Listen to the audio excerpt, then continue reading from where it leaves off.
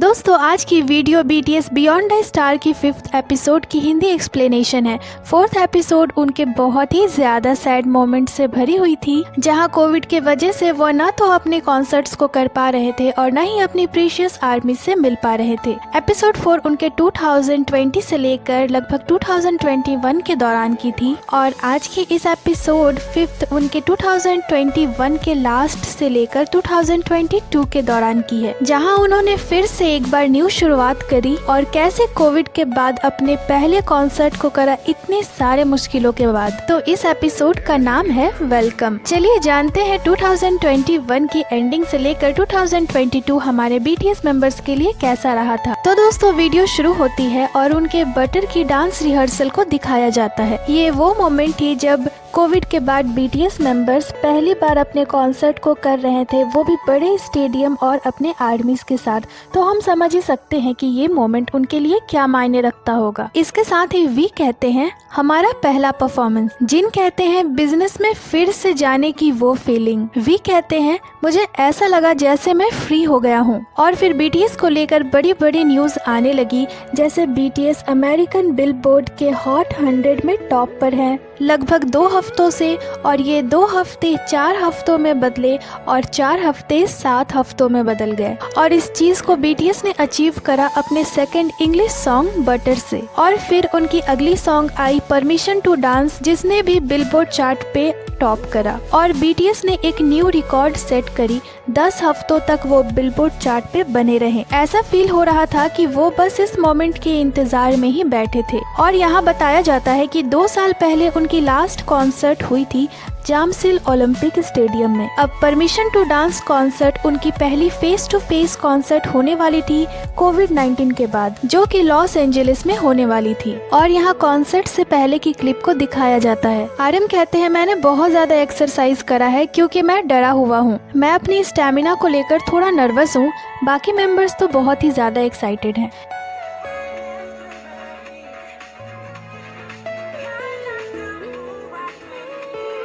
जेहोप कहते हैं first of all ये कुछ ऐसा था जो मैं बहुत ही ज़्यादा मिस कर रहा था। ये वो चीज़ थी जिसकी मुझे कब से क्रेविंग हो रही थी। RM कहते हैं कुछ कंट्रीज़ में तो फॉरेनर्स बैन थे और ये एक बहुत ही ज़्यादा कॉम्प्लिकेटेड सिचुएशन थी, पर इन सब के बावजूद ये मोमेंट गॉड गिफ्टेड थी, वो भी गुड फॉर्च्यून के साथ। जेहोप कहते हैं हम श्योर नहीं थे कि कब हमें कॉन्सर्ट करने का मौका मिलेगा, तो मैं बस इसमें फोकस करना चाहता था और मैंने 4 दिनों तक परफॉर्मेंस करा बिना किसी रिग्रेट के।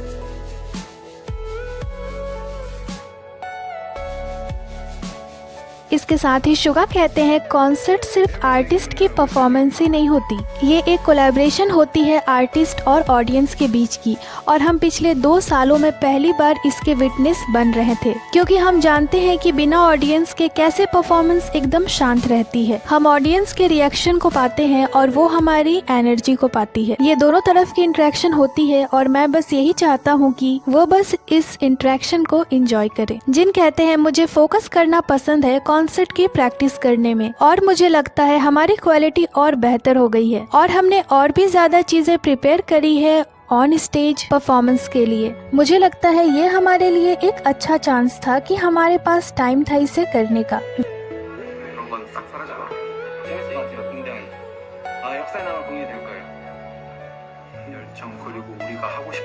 वी कहते हैं अब हम अपने जुनून और उत्साह को एक्सप्रेस करने में सक्षम हैं और वो सब कुछ जो भी हम करना चाहते थे, मुझे लगता है वो एनर्जी दूसरे ही लेवल की थी। अगर हम 2 साल पहले की कॉन्सर्ट की एनर्जी लेवल की बात करें तो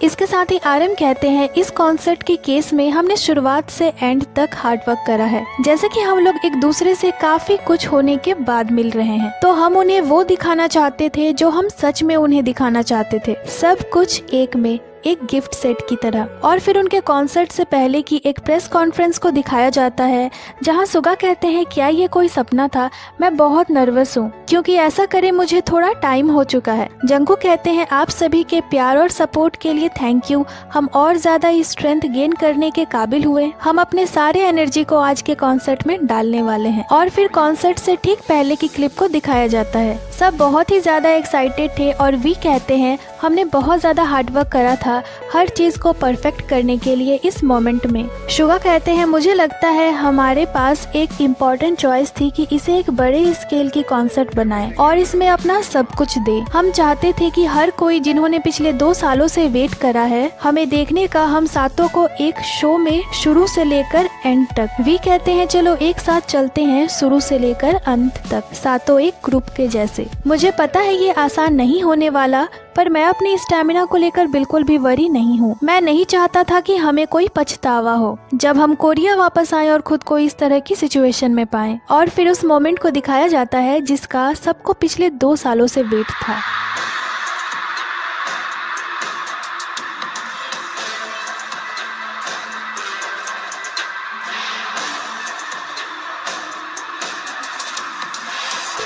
इसके साथ ही जेहोप कहते हैं मुझे लगता है सबसे बड़ी मोमेंट वो थी जब हमने अपनी पहली प्रस्तुति दी है। मुझे लगता है ये वो मोमेंट थी जब फैंस वाइल्ड हो गए थे और कोई भी इमोशन नहीं है जो उस इमोशन को बीट कर सके।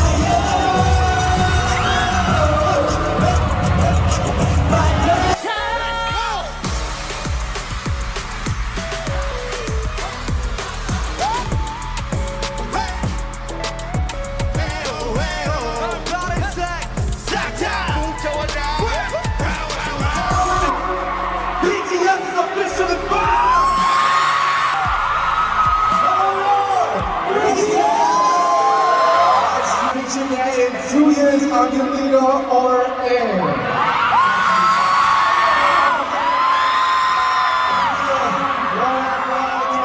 Hello, I'm Korean Aswashi.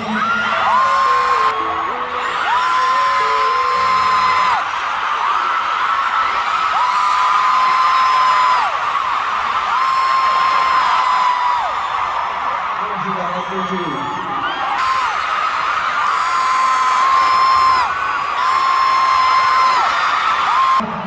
Really miss you.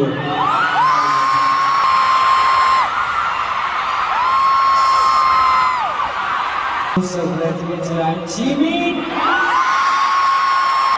I'm Joe. सुगा कहते हैं मैं श्योर हूँ वो स्टेडियम उस दिन 50 से 60 हजार लोगों से भरी हुई थी। पहले तो मुझे ऐसा फील हो रहा था कि मैं इसे स्क्रीन पर देख रहा हूँ, क्या ये रियल है। जंगकुक कहते हैं मैं भूल गया था उन 2 सालों के परफॉर्मेंस को जो बिना चीयर के हुई थी उस सिंगल मोमेंट में। जिन कहते हैं घर वापस आने की फीलिंग, ये मुझे पेंडेमिक से पहले की परफॉर्मेंस की याद दिला रही थी। ये मोमेंट बहुत इम्पॉसिबल फील हो रहा था।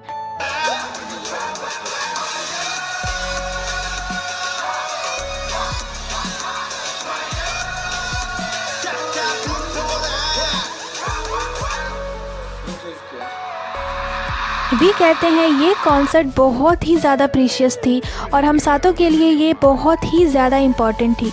ये कॉन्सर्ट हमारे लिए एक चैप्टर की एंड थी। मैं होप करता हूँ कि आर्मीज के लिए भी ये कॉन्सर्ट यादगार रही होगी।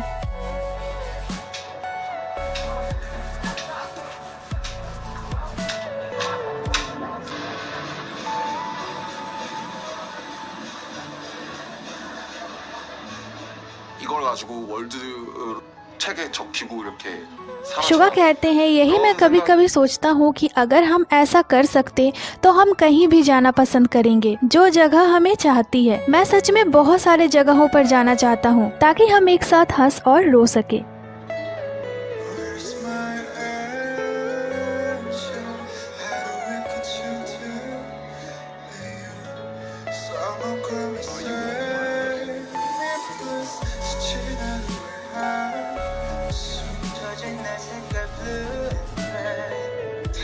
इसके साथ ही जिमिन कहते हैं मुझे लगा चलो फाइनली हम इसे शुरू कर रहे हैं। पर सेम टाइम में हम नहीं जानते थे कि हम इसे कब सुनेंगे। हम ये भी नहीं जानते थे कि हम फिर से कब परफॉर्मेंस कर पाएंगे। मैं यही सब सोच रहा था। मुझे ऐसा फील हो रहा था कि हर सॉन्ग लास्ट सॉन्ग है।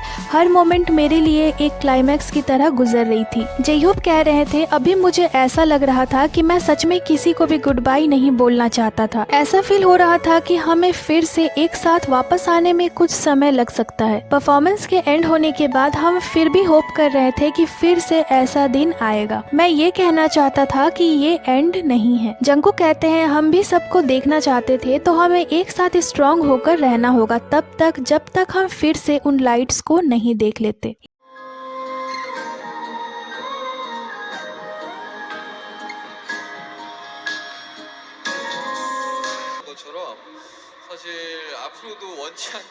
यहाँ शुगर आर्मी से कहते हैं, हमें जबरदस्ती 2 सालों तक इससे दूर रखा गया तो हमने अपना बेस्ट दिया जैसे ये हमारा लास्ट परफॉर्मेंस हो। 스타디움 2로 할 것 같은 그런 예감 아닌 예감이 막 드네요.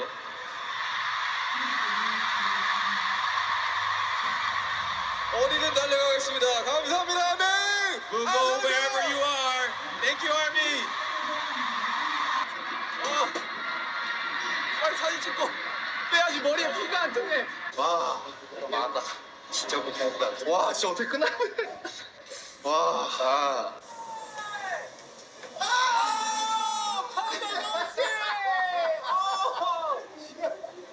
My baby! 왜 여기 있어? Papa's so proud of you! That was so great.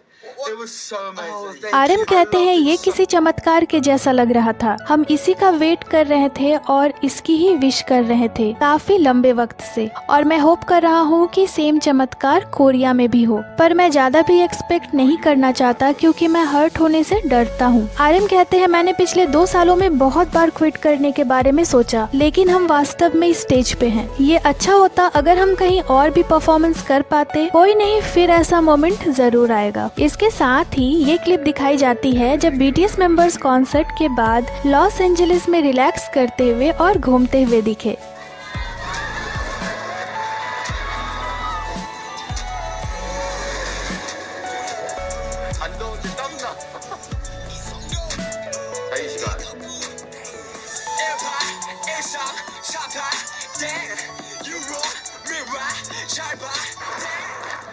아니 아까 보는데 이쪽도 되게 뭐가 이쁘더라고. 물리나 이런.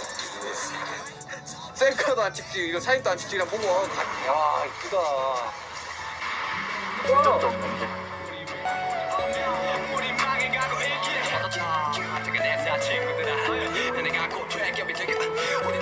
저녁에 밤거리인데.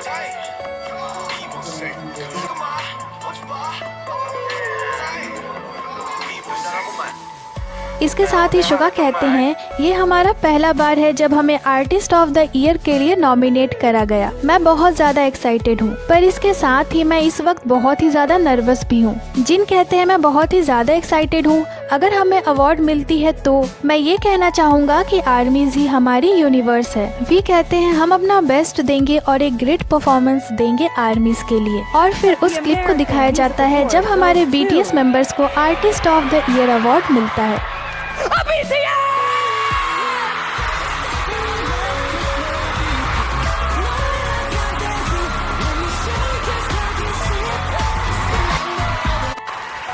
Thank you, AMAs, and we're truly honored to be on this stage with such amazing, tremendous artists right over here. इसके साथ ही We're so beyond the honored. Star के author मियोंग शुक Kong कहते हैं, उस वक्त AMAs की theme इस boy group की हिस्ट्री से कवर करी गई। मुझे लगता है ये वो वक्त था जब उन्होंने के पॉप की म्यूजिक को जाना। मुझे लगता है कि हम ये कह सकते हैं कि वो एक हिस्टोरिकल मोमेंट थी। In the past few years, we learned that each and every moment is precious. So, in 2022, we want to focus on. We want to focus on.